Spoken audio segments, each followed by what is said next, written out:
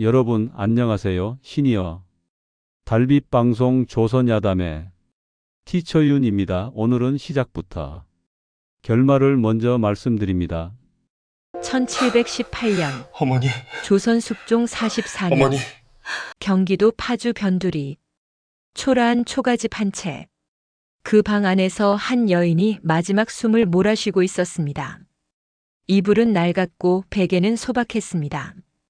화려한 것이라고는 아무것도 없는 그 방 안에서 여인은 눈을 감습니다. 거칠고 마디마디 굳은 손. 그 손을 누군가가 꼭 쥐었습니다. 눈물이 뚝뚝 떨어졌습니다. 어머니, 어머니. 자, 여기서 질문 하나. 이 여인의 신분이 무엇이었을까요? 왕비? 아닙니다. 후궁? 그것도 아닙니다. 이 여인은 조선에서 가장 낮은 신분, 무술이었습니다. 물을 나르고 마당을 쓸고 궁궐 바닥을 닦던 하인이었습니다. 그런데 이 무술이의 아들이 조선의 왕이 됩니다. 제위 52년, 조선 역사상 가장 오래 왕위를 지킨 왕, 영조대왕. 이것은 드라마가 아닙니다. 조선 왕조실록에 기록된 진짜 역사입니다. 무술이가 왕의 어머니가 된 이 기적. 조선 519년 역사 통틀어 딱 한 번, 단 한 번 일어난 일입니다. 그런데 말이죠, 여러분. 이 여인의 길이 꽃길이었을까요? 아닙니다. 그녀를 죽이려 했던 무서운 여인이 있었습니다. 그녀를 짓밟으려 했던 궁궐의 권력이 있었습니다. 그리고 목숨을 걸어야 했던 단 한 번의 결단이 있었습니다. 지금부터 그 이야기 시작합니다. 하늘이 채 밝기도 전, 경복궁 서쪽 우물가에 작은 그림자 하나가 나타납니다. 나이는 7살. 이름은 최씨. 그 작은 손으로 묵직한 물동이를 들어 올립니다. 비틀거립니다. 넘어질 듯 합니다. 하지만 넘어지지 않습니다. 이 아이가 궁에 들어온 이유는 단 하나. 먹고 살기 위해서입니다. 아버지는 일찍 세상을 떴고 어머니 혼자서는 딸을 먹여 살리기 어려웠습니다. 결국 어머니는 눈물을 삼키고 딸의 등을 궁궐 쪽으로 밀었습니다. 궁궐 대문 앞에서 어머니가 말했습니다. 최야, 잘 들어라. 궁에서 살아남으려면 딱 3가지만 기억해라. 눈에 띄지 말고 귀에 들리지 말고 절대 나대지 마라. 착하게만 살아라. 그게 다다. 그렇게 최 씨는 조선에서 가장 낮은 자리, 무수리로 궁 생활을 시작했습니다. 무수리는 궁녀보다도 아래입니다. 내명부에 이름조차 올릴 수 없는 존재. 그냥 그 자리에 있어야 하는 사람이었습니다. 최 씨의 하루는 언제나 새벽 4시에 시작됐습니다. 우물에서 물을 깃고 부엌에 물을 채우고 마당을 쓸고 또 쓸었습니다. 한여름 폭염 아래서도, 한겨울 칼바람 속에서도 똑같이, 묵묵히. 그렇게 세월이 흘렀습니다. 7살이 10살이 됐습니다. 10살이 20살이 됐습니다. 신분은 그대로였습니다. 여전히 무술이었습니다. 하지만 딱 한 가지가 달라졌습니다. 그녀의 눈빛이었습니다. 두려움이 없었습니다. 최 씨가 궁에 온 지 15번째 해, 1692년 늦가을 밤이었습니다. 갑자기 폭우가 쏟아졌습니다. 그날 밤 최 씨는 왕비 처소 쪽 복도에서 지붕이 새는 것을 발견했습니다. 이대로 두면 처소 안이 물바다가 됩니다. 하지만 이 구역은 허락 없이 들어올 수 없는 곳이었습니다.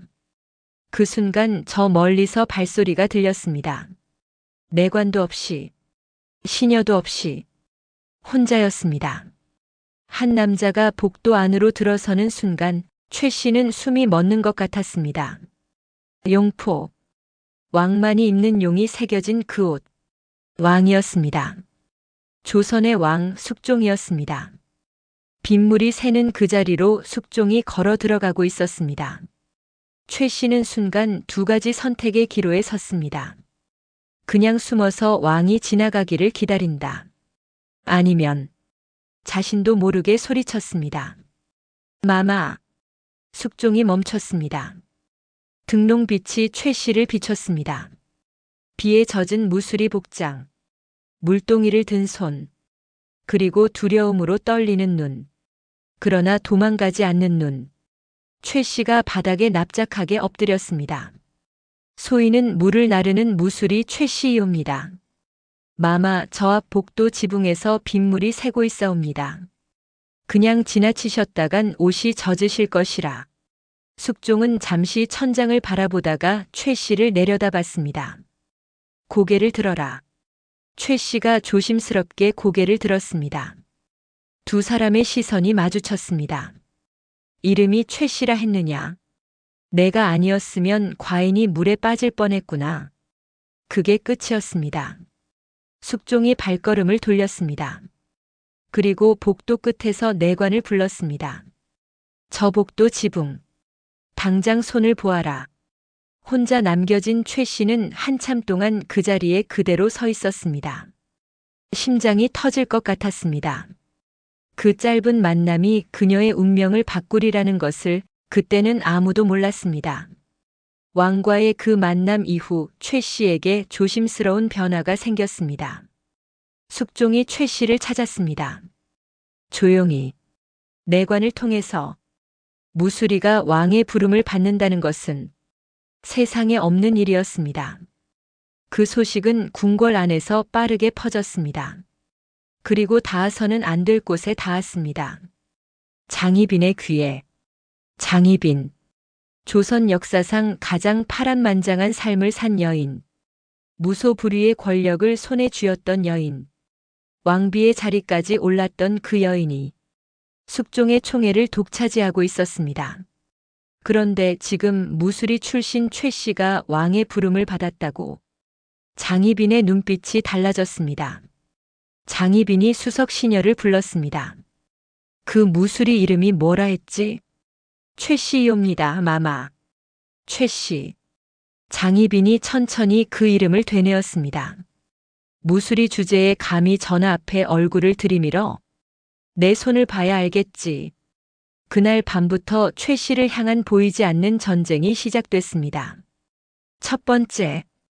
최 씨에게 떨어진 명령은 궁에서 가장 힘든 구역인 북쪽 빨래터였습니다. 한겨울에도 얼음물에 손을 담가야 하는 곳. 손이 빨갛게 텄습니다. 손가락이 감각을 잃었습니다. 그래도 최 씨는 멈추지 않았습니다. 두 번째.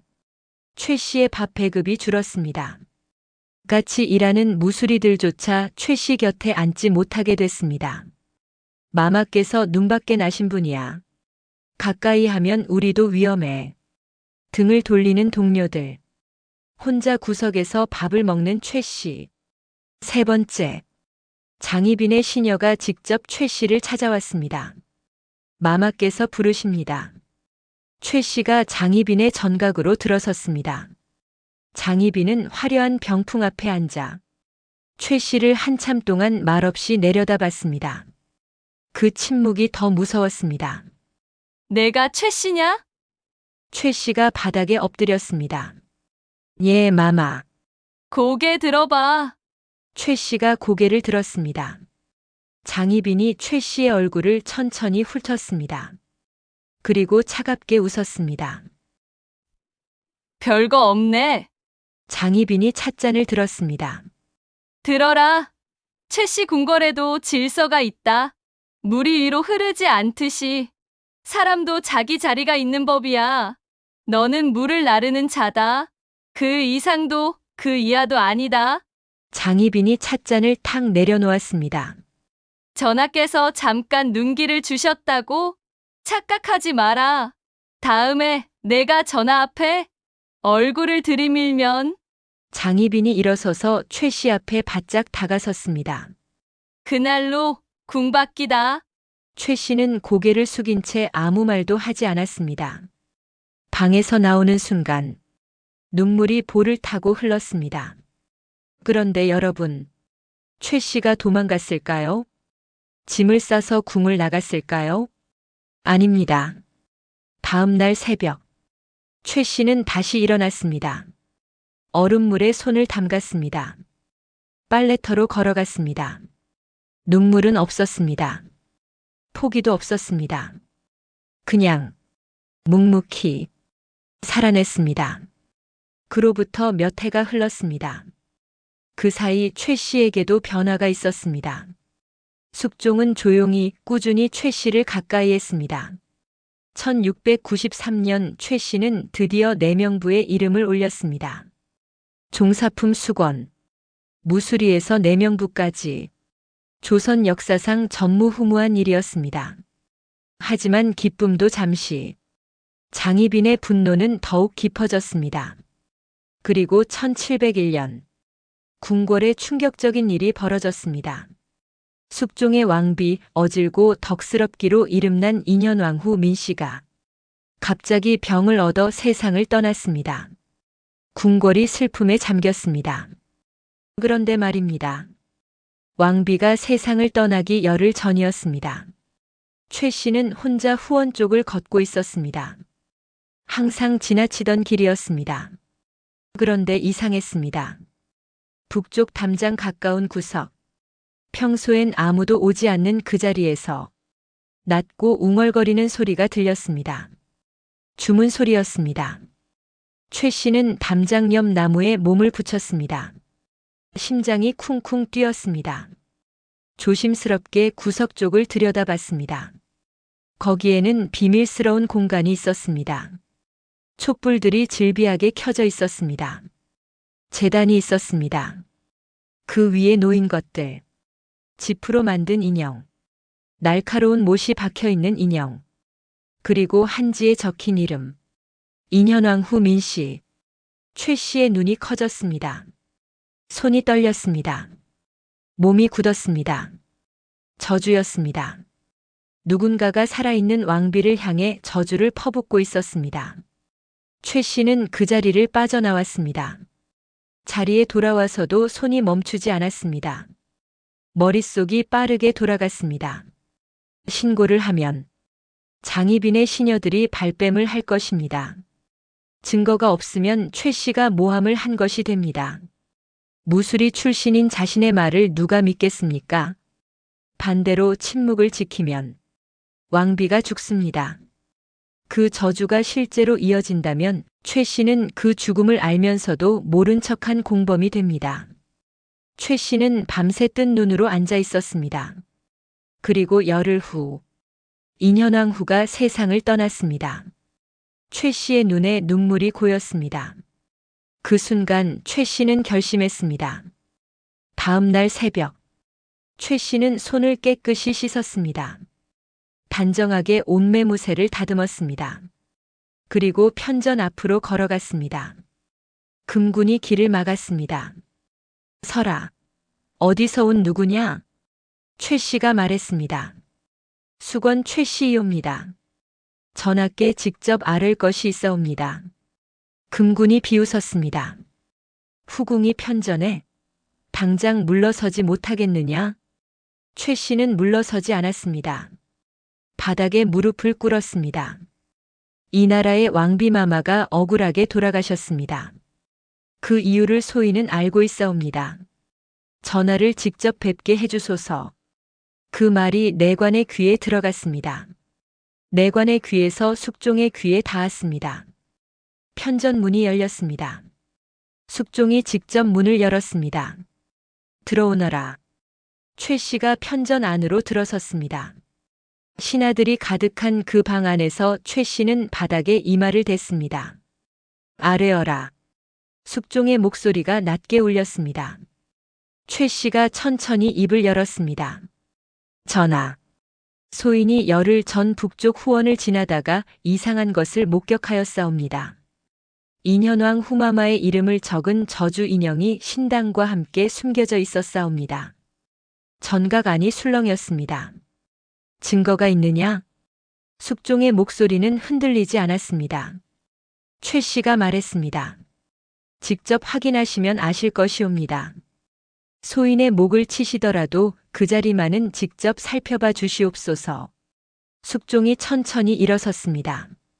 그 자리에서 내관과 병사들을 이끌고 북쪽 후원으로 향했습니다.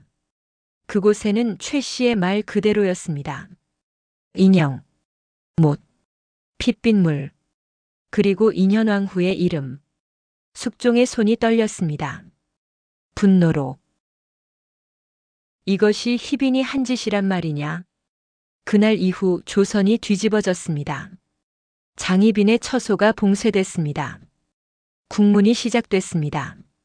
무당을 불러들여 인현왕후를 저주한 것, 신당을 여러 곳에 숨겨둔 것, 왕비의 죽음을 바라며 밤마다 제를 올린 것. 이것은 픽션이 아닙니다. 조선 왕조실록 1701년 10월에 기록된 실제 사건입니다. 그리고 1701년 10월, 장희빈은 사약을 받았습니다. 조선 역사상 왕비 출신이 사약을 받은 것은 단 한 번, 이 순간뿐이었습니다. 무술이 출신 최 씨의 결단이 그 역사를 만들었습니다. 자, 여러분. 이제 최 씨의 인생이 꽃길을 걸었을 것 같죠?